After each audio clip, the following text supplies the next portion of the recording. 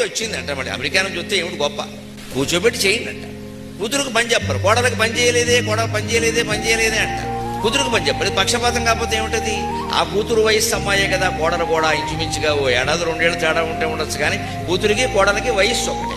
అటువంటిప్పుడు కూతురుని ఎలా చూస్తామో కోడల్ని ఎలాగే చూడాలి. పైగా లౌక్యమైనా ఉండాలి, కనీసం కోడల దగ్గర ఉంటున్నాం మనం, కూతురు దగ్గర ఉండాలా. అటువంటిప్పుడు ఆ కోడల్నే కాస్త మెచ్చుకుంటే, కాఫీ కలిపి పట్టుకొస్తే నువ్వు కాబట్టి కలుపుతున్నావమ్మా మంచి కాఫీ అని అంటే మడి ఇంకోసారి ఇస్తాను గొడవలు.